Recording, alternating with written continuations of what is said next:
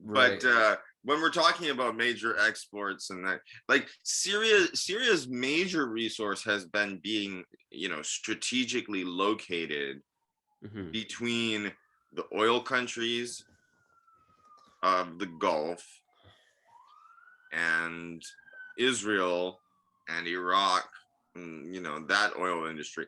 It's like the location has been something that it's used as a bargaining chip, that it's just like it's right at the juncture of so many different countries that are Hmm. involved in different types of conflict and negotiations with each other. So they've used that as leverage. It's part of why they get Iran to support them, is their location. Yeah, yeah. I mean, it's Syria's location is, I mean, it's prime when it comes to geopolitics, and Yeah. but not only that, even within Syria, you have so many different uh, ethnic groups and religious groups, and like it's not a very, it's a very complex place. It's a very complex society, and so that's, I think, one of the major reasons why a lot of countries, the big countries, were very hesitant to really get involved. And you know, what you were Well, saying about the US, well, they did get involved, but not in a sense where they would. It was, they knew that this would be a very messy involve. It would be a very messy involvement, right? yeah, but The it's thing is, similar. It's similar to Lebanon, in which when other countries do get involved, they pick a group to right, be but their Lebanon, their people Lebanon on the is ground. just Lebanon. I mean, with all due respect to anyone who is Lebanese, but Lebanon is, for the big powers, much easier to control. If they wanted to control it, they could. I think that if the big powers really wanted to invest in Lebanon, or sort of direct it in one way or another, it's a lot easier to manage than Syria. Syria is just, it's I mean, yeah, you have that complexity in Lebanon, but it's in a tiny space, right? Whereas Syria, Yeah. it's just spread out, and you have so many different borders and people coming in and out, and it's just a lot more difficult to manage. I'm not saying Lebanon's easy by any means, but Well, but I mean, I think when we're talking about that in one way, it should be acknowledged that these borders are also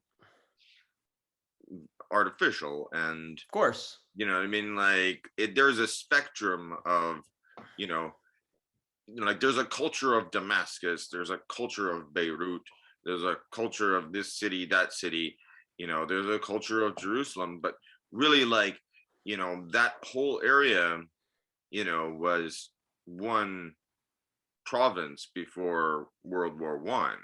Like, is what's now Israel, the Palestinian territories, Lebanon, Syria, and I think parts of Jordan were all considered one large Yeah, province, and it Bilad was Shem. open borders, and there, so the ethnic ties, the family ties, the religious ties, extend across borders. Yeah, And and it's interesting. Like, you look at a place like, let's say, Beirut or yeah, Jerusalem. I, as a Damascene, so someone who's from Damascus, yeah, would probably have more in common culturally with someone who's from Beirut or from Jerusalem than I would with someone who is from like a rural village right Syria. outside Yeah. outside of Damascus. Mhm. Like that's Yeah, the thing. You have urban culture, rural culture, you have ethnic culture, different ethnic cultures, yeah, it's just religious like, groups. like the Druze and the Maronites on, like, Mhm. Jebel Lebanon. You know what I mean? Like, that's, that's its own culture there. I mean, Yeah. it's like two cultures that basically were, had a civil war in the 1840s over, control. But that was, Lebanon. the borders of Lebanon, like where do you draw them? Like there's a whole joke that after World War II, that the border of, I think I might have mentioned this on another podcast, but that when they were drawing the borders Is of it with the Middle Jordan? East, yeah, that when Jordan, Oh there's a yeah, I know weird this little one. hit, like dip in like Jordan's border is like a straight line on this one side, and there's like a little dip, and the joke is that Winston Churchill was drunk and he had a hiccup when he was drawing it, and you know what I mean. I'm That's sure pretty it's hilarious. a myth. I'm sure it's a myth, but the point is, It's how where ridiculous do these you draw borders the line? are. It's like drawing the line between Mexico and New Mexico and California. And You know that what I mean? that dip is in the middle of the desert. There's nothing there. Yeah. So what's the Like, point? And like we're gonna fight over like who owns this little dip in the desert.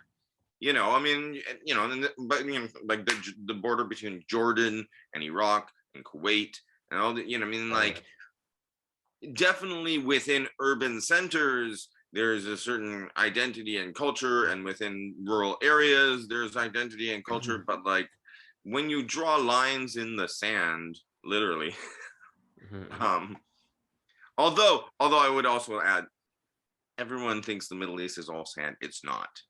They have trees there too. They have mountains, There's they have rivers, there's snow, there's yeah. I mean, the Lebanese flag has a tree on it because they have these yeah. beautiful cedar forests, which are really impressive to see. Actually, if you go up in the hills there in the cedar hmm forest, but yeah, I mean, it's not all sand. That's a side. Yeah. Yeah. Well, I wanted to get back to the Russian Yeah. economic point. So Syria,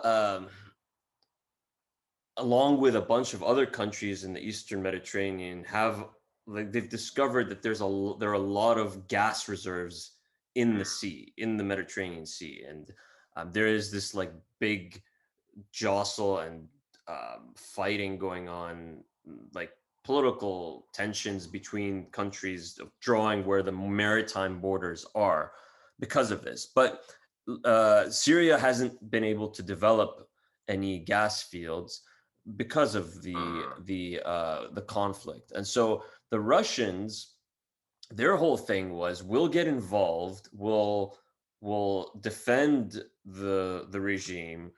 So they came in with the air force, their own air force, and uh, they pretty much pummeled most of the country along with the government's air force, and in exchange for a lot of tenders and contracts for the future, right? So that when Syria's conflict ends, the Russians can come in and develop those fields and profit a great deal. Now, this makes total sense because Russia's economy is primarily oil and gas based, and Putin and his ruling class, let's say the elites of Russia, they're all that's all they care about. It's not ideological for them. There is no ideology. It's purely profit and going in and trying yeah. to extract resources from different parts of the world. And so that's the Russian goal right there.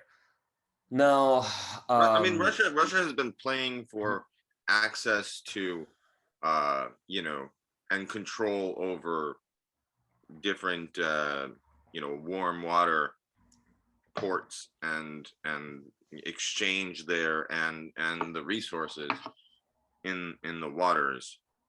This is a lot. This is their whole thing in Georgia, and like they're always going after their access to the more southerly water, uh, seas, uh, yeah. you know, and the resources that are in there.